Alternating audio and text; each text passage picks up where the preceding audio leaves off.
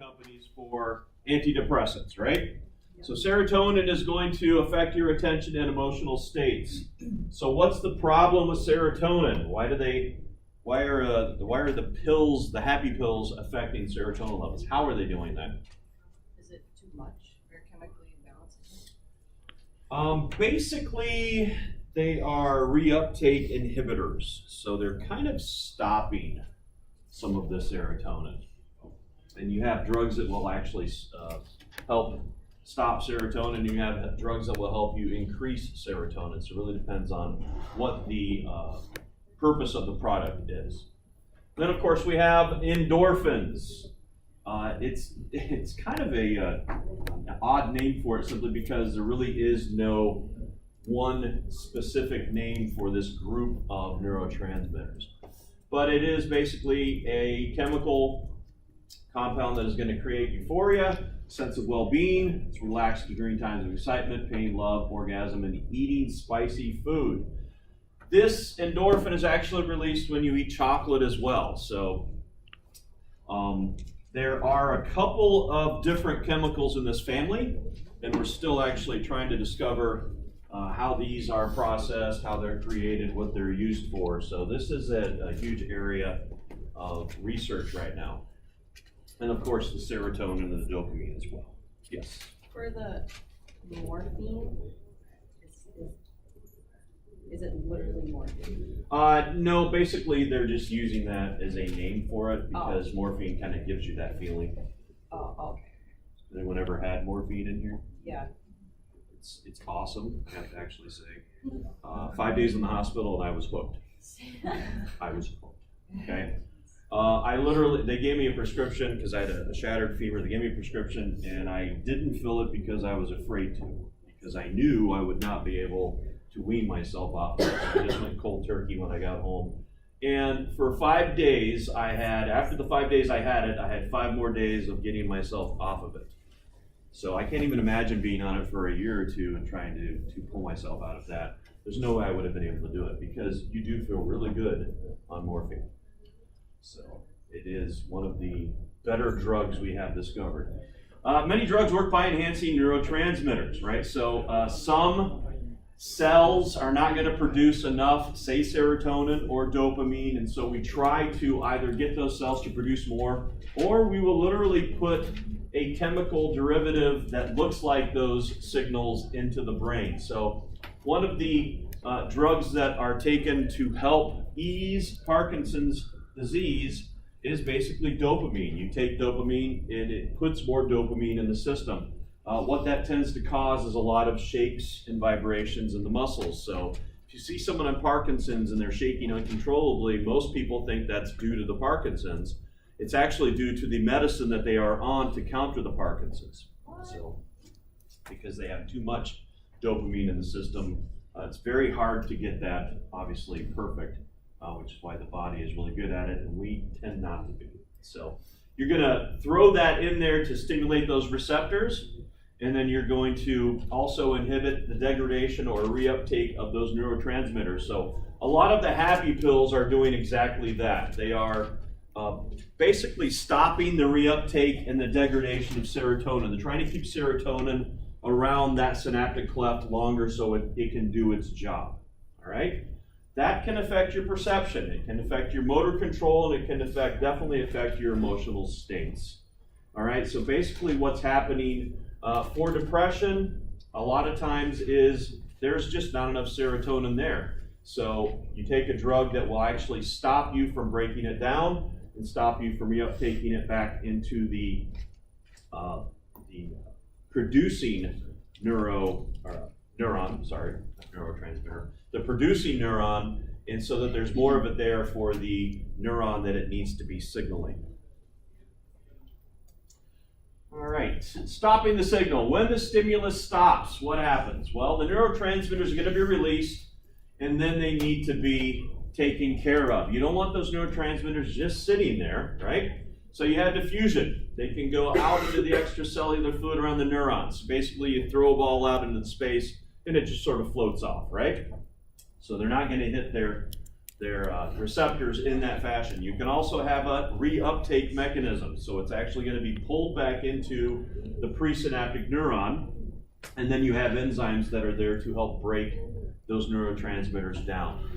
As you're doing that, you're going to close those potassium and sodium channels, and of course that's sodium and potassium can no longer get into the cell, and then that would stop the signal. So you have a chemical initiating the signal, and then of course getting rid of that chemical is going to stop that signal from being continued. So when we talk about gap junctions now, we're basically talking about those neurons that are connected and they're not in between a space, right? So they are directly connected, so the neurons meet and actually touch. And that allows the sodium and the potassium to pass directly between the neurons. So basically you're getting that signal change going from one cell to the next without that chemical release, right? And you're doing that because they're sharing protein hallways in the cell membranes. So that's going to produce a continuous local current and an action potential propagation. So you don't have to stop, you don't have to release neurotransmitters, the signal just continues into the next neuron. You're going to find these in the brain, eye, and heart, which require fast conduction of nerve signal, right? So just like we talked about in general biology, we talked about gap junctions earlier in the semester, you want to increase the speed of the signal transmission, and so you connect the cell membranes so that there isn't a stoppage, a release of neurotransmitter, and then a reuptake and continuing the signal. This just goes directly from one cell to the next because they share that cytoplasm inside the cells. Memory. This is a very bad slide on what memory is. What is memory?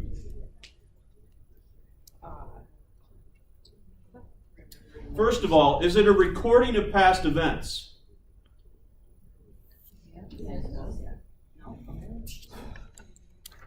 One main problem with memory, especially people's memories, is it is not a recording of actual events. It's your perception of those events. Is that correct? Yes. I can have 10 people standing on the corner and see a car accident, and I could get 10 different stories, can I not? Because they're all going to perceive that in different ways. So memory is not a perception of past events, which is why I always have an issue when they put someone on the stand in a trial and say, well, what do you remember? Well, who cares what this person remembers? Well, there's false memories. There's false memories. I just put something on Twitter the other day, or yesterday I read an article about how humans are always augmenting their memories with different things. Maybe past things they saw on TV or movies. Oh, that kind of happened to me, so I'll remember it as that way instead of actually how it actually really happened. All right, so when we talk about a physical basis for memory, basically what we're doing is we're doing what? There's no spot in your brain where you're holding all the memories and they just sit there and they never change, right? It's not like a library where you can go in and check out the book and the book hasn't changed in print. Every time you access a memory, what do you do to it? You change it. You can't help it. That's the way memory works. All right, but we do have areas where we store these chemical signals. All right, so new synapses are formed and existing synapses are modified to make signal transmission easier. So basically this is called learning, right? When you learn stuff, you're going to create more pathways in the brain, and that's knowledge, and that's really what learning is. So basically you can have synapse be modified to form new traces, new memory traces. Memory traces are then strengthened with reinforcement. The more you study A and P, the more you remember, right? Memory traces are weakened without reinforcement. The less you study, the less you remember. And that's pretty much with everything, right? A physical activity, a mental activity, anything, right? You get better the more practice you get. Is that correct? Yes. How many hours of practice does it take to become an expert at something? Minimum. And this is a scientific number. They have come up with this. What, are we talking hours or Hours. 60? 10,000 hours of practice. Holy shit. 10,000 hours of practice is required. And that's for people that have natural ability or a person that's never done that activity before. I've never played a trumpet. It would take me a minimum of 10,000 hours to become decent at it. Okay? And that is actually a scientific number for that. Immediate memory, retention of info for just a few seconds. Basically, immediate memory is what you consider consciousness, right? Life is happening around you, you are perceiving it, and you are storing that information, right? Then you have short-term memory, retention of small bits of info for seconds to hours, depending on how important that memory is to you. Memory, of course, or information is lost unless it is reinforced. This would be larger things. Phone numbers, driving directions, things like that. Why are phone numbers only 8 digits? Because of the 5 to 8 rule. Because that's what we can retain reliably for about a minute. I was just kidding. Because otherwise, if you go to 9 or 10, humans have a hard time remembering all those digits. 8 is the magic number for us. Long-term memory, permanent storage of information. Again, I have a problem with the word permanent because it's not permanent. This is where you're going to have to reinforce, right? If you want something stored in long-term memory, it has to be reinforced. Repetition is necessary to get that transfer to go from short-term to long-term. This is where our plasticity comes in, right? More reinforcement is going to increase permanence, right? So I'm new on a job of flipping burgers at McDonald's. I'm not very good at it because I'm new at it, right?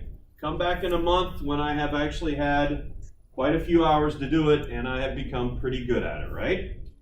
I did that when I started at 15. I worked for McDonald's for 3 years. Basically, by the time I was done, I was flipping burgers with 2 hands instead of 1 because I had stood there and done it for so long. If you gave me a couple of spatulas, I could probably go back and do it again because I spent 3 straight years doing it day in and day out. So this stuff is pretty permanent on a case-by-case basis, right? It's going to take me a while to get back into the groove, but eventually I would get back to where I was, probably. Although I am older now, so maybe my wrists aren't as pliable as they used to be. Memory is developed by laying down new and more neural pathways, including synapses. So it is possible to build more of these neurons. And of course, increased synaptic contact leads to new neural pathways, more with stimulating environment, less with non-stimulating environment. And this is important in child brain development. There are studies that have been done showing just what happens when you pick up a child versus not picking up that child. Unfortunately, there are a lot of places on this planet where children are just stuck and they don't get touched, they don't get interacted with. These children are developmentally handicapped because they have not had human contact. All right? The people that always tell me, well, I'm going to let the child cry because they need to get used to it. I always say, basically what you're telling them is you don't give a shit and you're not letting them create any neural pathways. So always pick up your kid, all right? Just little tip from Uncle Tony. Always pick up your kids, even if they're crying or they have to go to bed, just pick them up, interact with them. You're creating neural pathways instead of telling them that they're worthless. All right? Sclerosis, Tay-Sachs disease. I think we have MS. A group doing MS. Is that right, or did we already do that? We did lateral sclerosis. We've got Alzheimer's. I'm not going to cover that. We've got Parkinson. I'm not going to cover that.